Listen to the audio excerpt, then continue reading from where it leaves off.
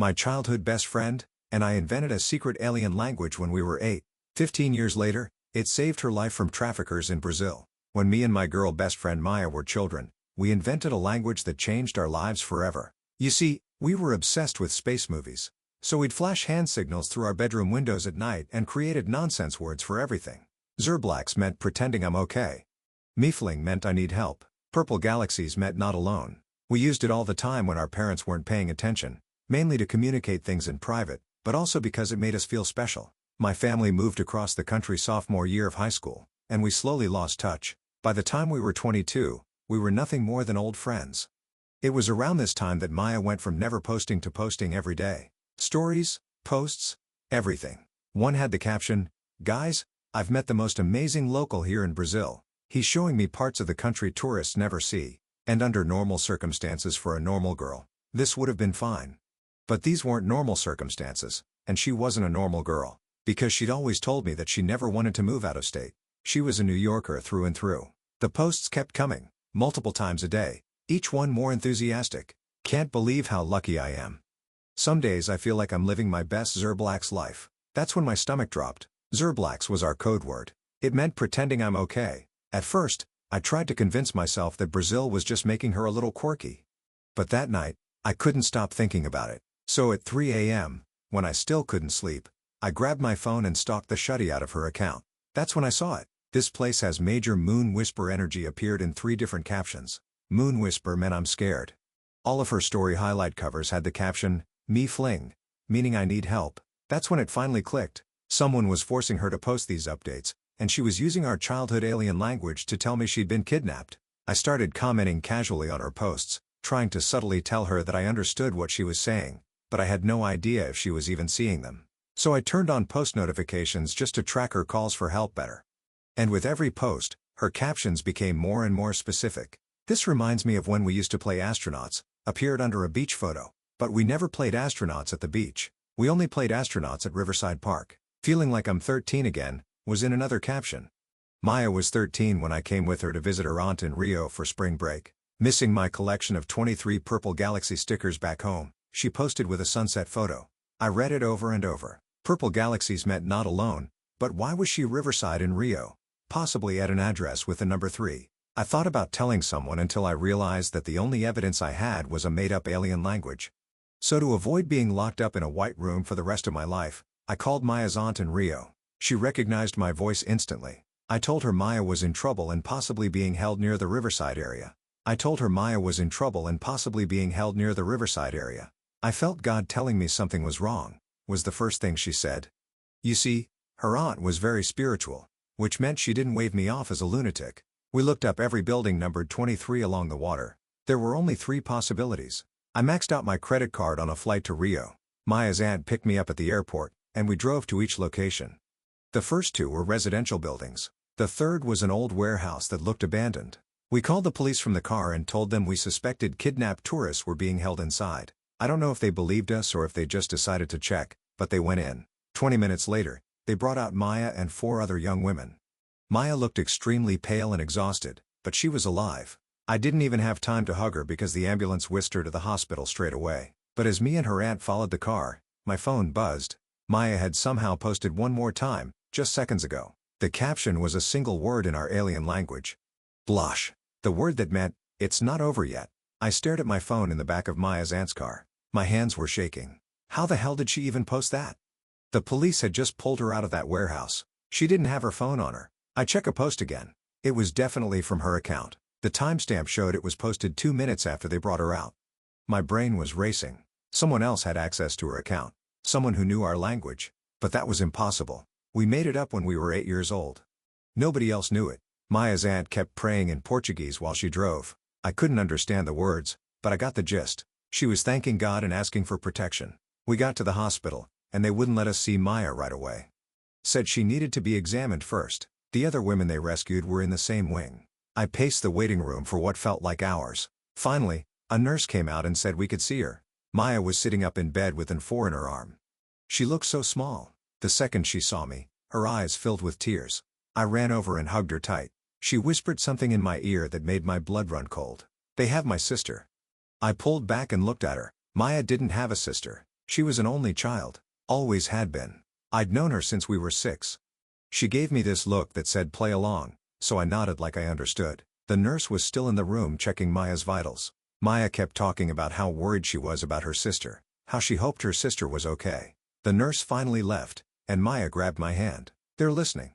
She mouthed silently. I looked around the room. It seemed normal, just a hospital room. But Maya kept squeezing my hand in a pattern. 3 short, 3 long, 3 short SOS. I got out my phone and opened the Notes app. Typed out what's going on and showed it to her. She took my phone and typed back. "The guy who took me has people everywhere. Hospital staff. Police. He let us get rescued on purpose." My stomach dropped. I typed back. "Why?" She typed for a long time. "He runs a trafficking ring. Uses tourists. When police get too close, he stages a rescue.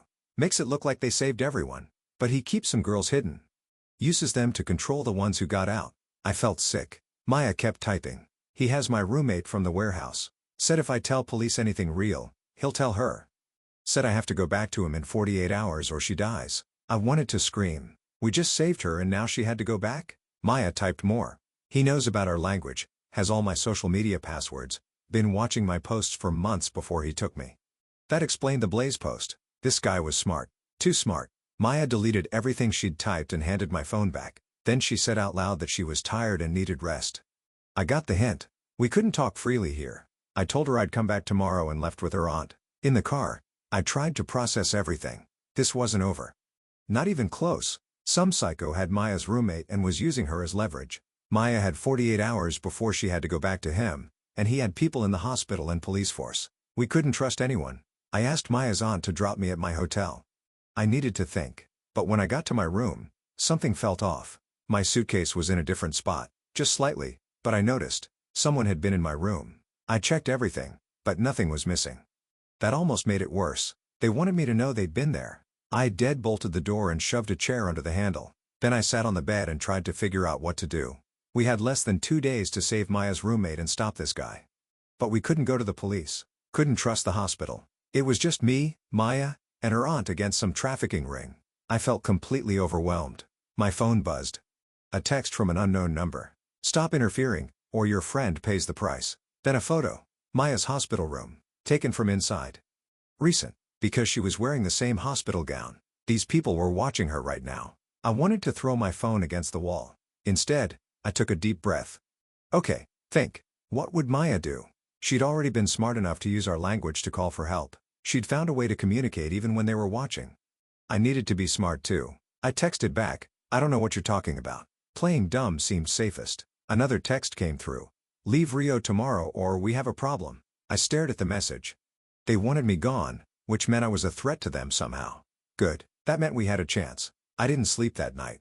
Every noise in the hallway made me jump. The air conditioning unit rattled like someone trying to break in. Around 5 a.m., I gave up and started planning. If they wanted me gone, I'd make them think I was leaving. But I wasn't going anywhere without Maya.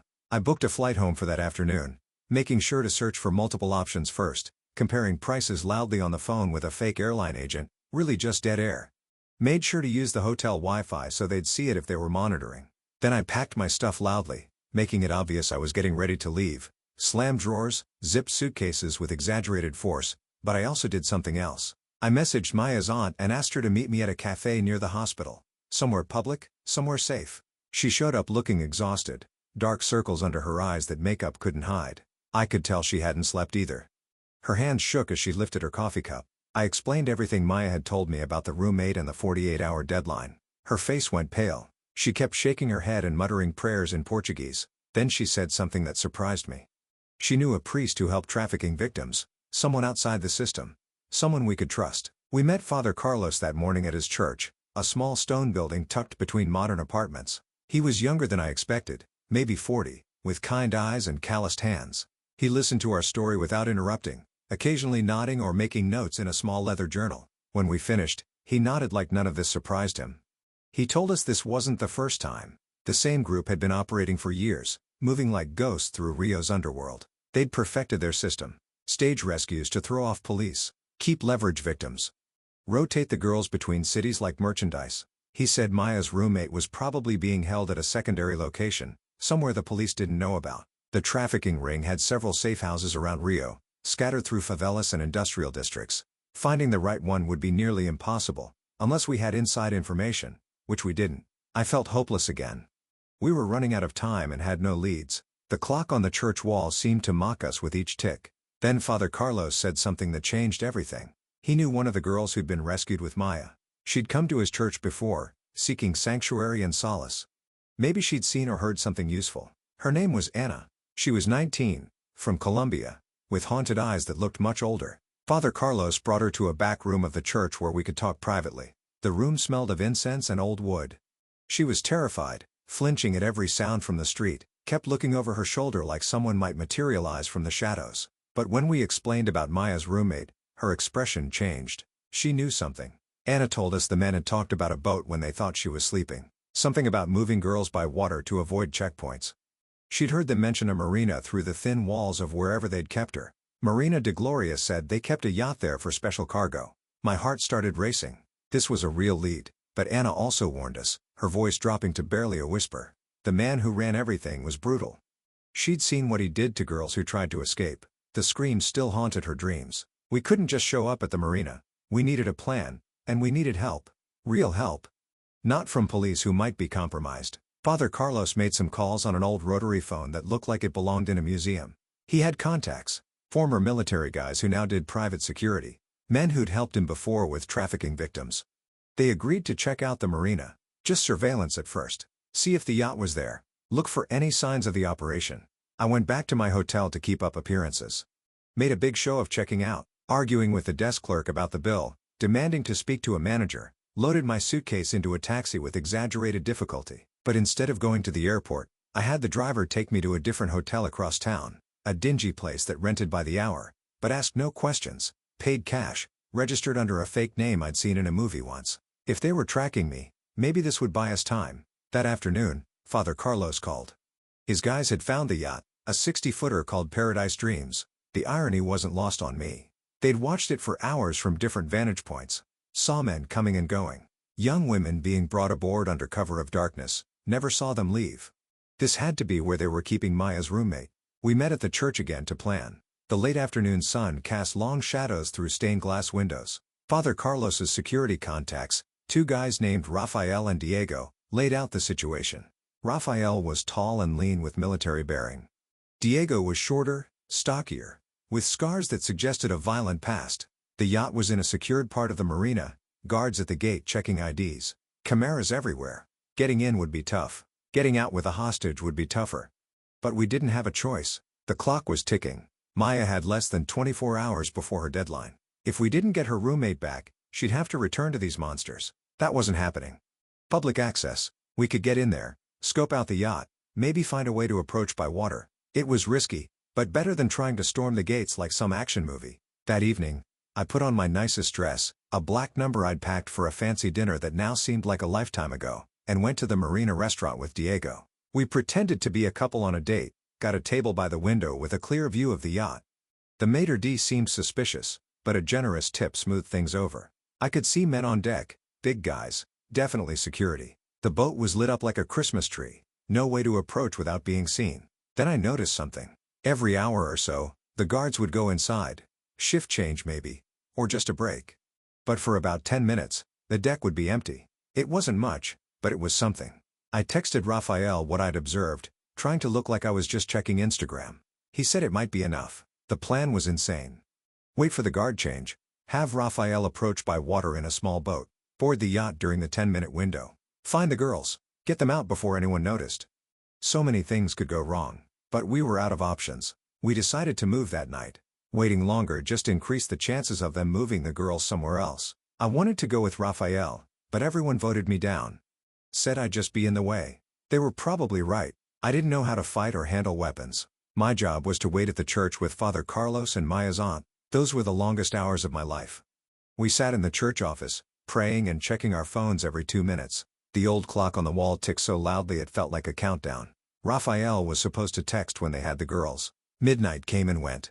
Nothing. Town 12:30. Still nothing. I was starting to panic. Finally at 1 a.m., my phone buzzed. But it wasn't from Rafael. It was from the unknown number again. Nice try. Your friend has 6 hours to return or her roommate dies. My heart sank. They knew. Somehow they knew about our rescue attempt. 2 minutes later, Raphael called. They'd gotten aboard the yacht, but it was empty. No girls. No guards.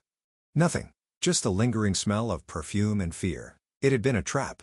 Or maybe they'd moved everyone when they realized we were onto them. Either way, we'd failed. I felt sick. We'd made things worse. Now they knew we were actively working against them. They'd be more careful. Maybe hurt Maya's roommate to prove a point. I wanted to scream. Father Carlos tried to comfort me, but I was beyond comfort. Then Maya's aunt said something that made me think. She asked why they gave Maya 6 more hours. Why not just call the roommate immediately? Why give us another deadline? It didn't make sense unless they needed Maya for something. Something specific. I called Raphael back, asked him to describe everything about the yacht. He said it looked lived in. Food in the galley. Clothes in the cabins, but something was off. Too neat. Like someone had cleaned up in a hurry. And he'd found something strange. A bunch of tourist visas. All for young women. All with departure dates in the next few days. That's when it clicked. They weren't just trafficking girls. They were moving them out of the country, and they needed Maya to make it look legitimate. She was American. Clean record. Perfect cover for traveling with a group of friends. That's why they couldn't just call her roommate. They needed Maya cooperative. This changed everything. If we were right, they'd have to surface soon. Airports have security. Passenger manifests. They'd have to use real identities. We finally had a pressure point, but we still didn't know where they were holding the girls now. Maya's aunt remembered something. When Maya was first missing, she'd tried to track her phone. It had pinged at a few locations around Rio before going dark. One was near the old port district, an area full of warehouses and industrial buildings, just like where they'd found Maya. It was thin, but it was all we had. Raphael and Diego agreed to check it out. But this time, we'd be smarter. No rushing in. Just reconnaissance. Find out if anyone was there. Report back. Make a real plan. I couldn't just sit and wait again. I convinced them to let me come. Not to the warehouse, car with Maya's aunt. If something went wrong, we'd be back up, or at least witnesses. The port district at night was creepy as hell. Empty streets. Broken streetlights casting pools of darkness. The kind of place where bad things happened and nobody asked questions. Raphael and Diego went on foot to scout. We parked a few blocks away and waited. 20 minutes later, Raphael texted. Found something. Multiple guards. Looks active. My heart started pounding. This could be it. But we couldn't just charge in. Not with armed guards. We needed help. Real help. That's when I did something either really smart or really stupid. I called the FBI field office in Rio. Yeah, I know. Crazy. But these were American citizens being trafficked. That made it federal. And the FBI wouldn't be compromised like local cops might be. The agent who answered sounded bored until I mentioned American victims and trafficking. Then he got very interested. Said they'd been tracking similar cases. Asked for my location. I hesitated. What if this was a mistake? What if the traffickers had people there too? But we were out of time. Maya's deadline was in 3 hours. Her roommate would die if we didn't do something. So I gave them the address. Told them about the warehouse, the guards, the whole situation. The agent said to stay put. They'd handle it, but he also said something that made me nervous. We'll need to coordinate with local authorities. This could take a few hours to set up properly. I explained we didn't have hours. Lives were at stake. He said he understood, but there were protocols. International operations required approvals, paperwork, coordination. I wanted to scream. While they were filing paperwork, Maya's roommate could be dying, but arguing wouldn't help. I thanked him and hung up.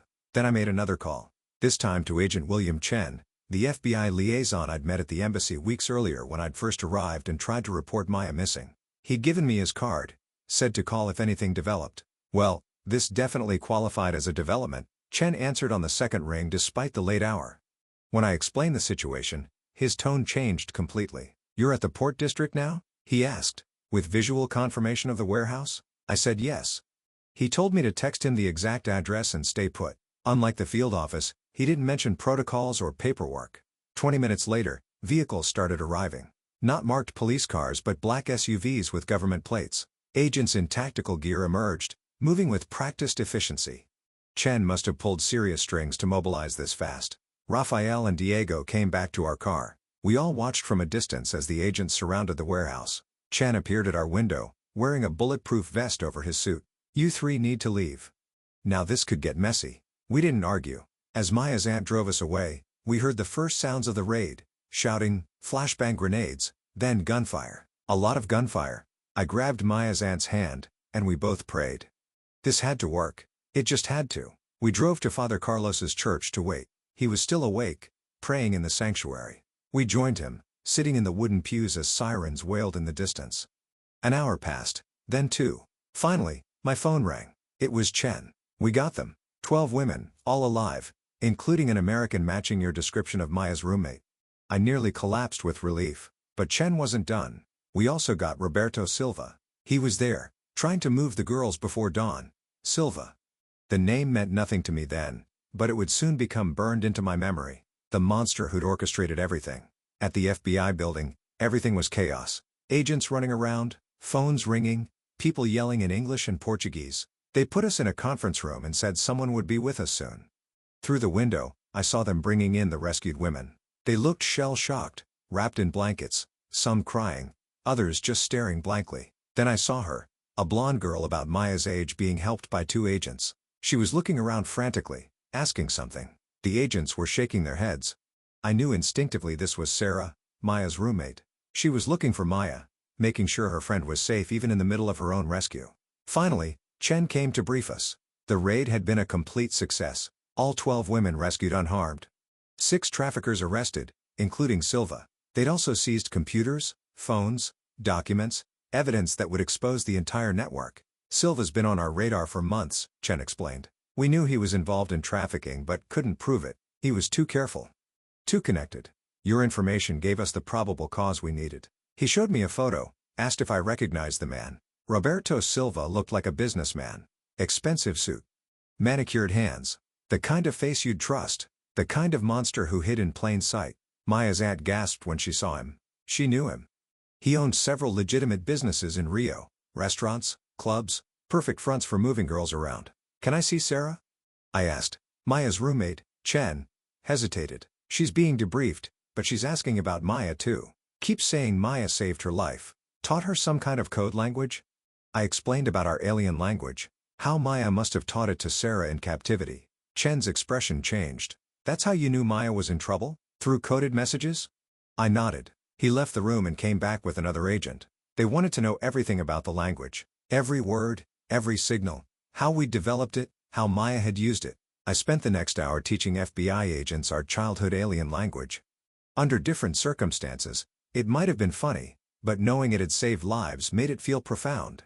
They let me call Maya from a secure line. She was still at the hospital under federal protection. When I told her Sarah was safe, she broke down crying. I taught her our words, she said. So she'd have hope. So she'd know someone would understand if she got the chance to use them. The next few days were a blur. Federal protection for Maya and Sarah. Endless interviews and statements. The FBI found more victims through Silva's records. Some had been trafficked years ago. Others were about to be moved. Silva's operation was massive, international, connected to similar rings in Colombia, Venezuela, Argentina, but they'd been sloppy. Kept records, names, dates, transactions. The FBI had everything they needed. Silva tried to flee but made it only as far as the airport. They arrested him trying to board a private jet to Paraguay. No bail. No deals. He was looking at life in prison. Maya was released from the hospital into federal protection. They moved her and Sarah to a safe house. I was allowed to visit once they cleared me. Seeing them together was surreal. These two women who'd been through hell, bonded by trauma, but also by survival. And by our silly alien language. Sarah told us how Maya had kept her sane in captivity. How she'd taught her the words late at night when the guards weren't paying attention. Simple phrases at first, then more complex ideas. A whole system of communication their captors couldn't understand. She told me someone would recognize the words, Sarah said. That her best friend would see them and know. I thought she was delusional at first, but she was so certain. It gave me hope. The trial took months to prepare. The FBI built their case methodically. Financial records, property deeds, witness testimony. They traced Silva's network across South America. Dozens of arrests followed. Each one led to more evidence. More victims saved. Maya and Sarah had to testify, relive their nightmare in court. I was there every day, watching them be so brave, so strong, telling their stories without flinching, making sure the jury understood exactly what Silva had done. Silva's lawyers tried everything, said the women were willing participants, that it was all consensual, that Maya and Sarah were lying for attention or money, but the evidence was overwhelming, and Maya and Sarah had something Silva didn't expect. They had each other, they had proof, and they had our language. I testified too. Explained how I'd recognized Maya's coded messages, how we'd developed the language as children, how Maya had used it to call for help, how she'd taught it to Sarah. The jury was fascinated.